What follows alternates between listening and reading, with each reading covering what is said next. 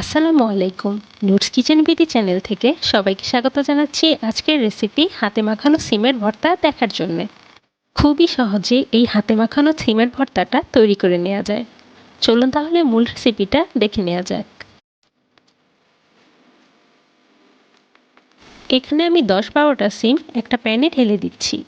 সিমগুলোকে আমি খুব ভালো করে ধুয়ে নিয়েছিলাম। সিমগুলোকে ভালো করে সিদ্ধ করে নেওয়ার জন্য হাফ কাপ পরিমাণ পানি দিয়ে দিচ্ছি। তারপর সিমগুলোকে ঢাকনা দিয়ে সিদ্ধ করে নিচ্ছি যতক্ষণ পর্যন্ত না পানিটা পুরোপুরি শুকিয়ে যায়। পানিটা পুরোপুরি শুকিয়ে এলে সিমগুলোকে চুলো থেকে নামিয়ে নিচ্ছি। তারপর একটা প্যানে 1 টেবিল চামচের মতো তেল ঢেলে নিচ্ছি। তেলটা ভালোভাবে গরম হয়ে এলে 2 টুকরো রুই মাছ দিয়ে দিচ্ছি। মাছের টুকরোগুলোকে এপাশ ওপাশ করে খুব ভালো করে ভেজে নিচ্ছি। মাছের টুকরোগুলো ভালো করে ভাজা হয়ে গেলে একটা পাত্রে উঠিয়ে নিচ্ছি। তারপর ওই একই তেলে 5-6টা কাঁচামরিচ ভেজে নিচ্ছি।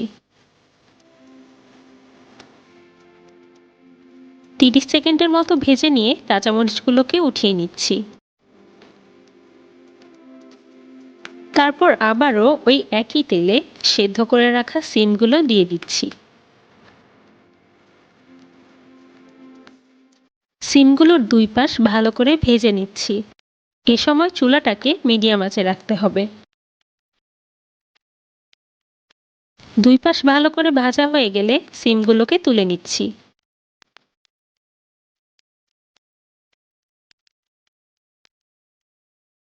এ পর্যায়ে ভেজে রাখা মাছ থেকে কাঁটাগুলো তুলে নিচ্ছি।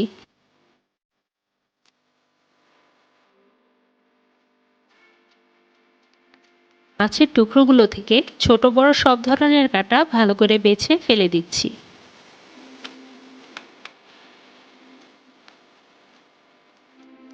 মাছের সবগুলো কাঁটা বাছা হয়ে গেলে দিয়ে দিচ্ছি ভেজে রাখা কাঁচামরিচগুলো, আর সাথেই দিয়ে দিচ্ছি হাফ চা চামচ পরিমাণ লবণ। তারপর মরিচগুলোকে খুব ভালো করে চটকিয়ে নিচ্ছি। সাথে মিশিয়ে নিচ্ছি 2 টেবিল চামচ পরিমাণ পেঁয়াজ কুচি।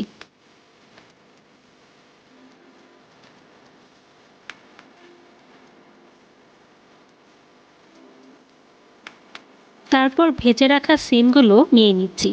সিমগুলোকেও খুব ভালো করে চটকিয়ে ভর্তা করে নিচ্ছি।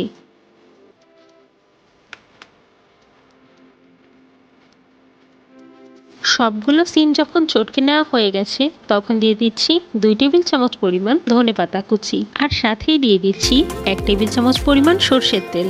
সবগুলো উপকরণ খুব ভালো করে চটকিয়ে মিশিয়ে নিচ্ছি। বাটাবাটির কোনো ঝামেলা ছাড়াই সিমের এই ভর্তাটা খুবই সহজে আপনারা তৈরি করে নিতে পারেন। সিমের এই ভর্তাটা দেখতে যতটা সুন্দর, খেতেও ঠিক ততটাই লোভনীয়। আশা করছি আমার আজকের রেসিপিটা সবার ভালো লেগেছে। ভালো লাগলে অবশ্যই আমাকে কমেন্ট করে জানাবেন। আর আপনি যদি আমার চ্যানেলে নতুন হয়ে থাকেন তাহলে অবশ্যই আমার চ্যানেলটি সাবস্ক্রাইব করবেন, আর পাশে থাকা বেল আইকনটিও প্রেস করবেন।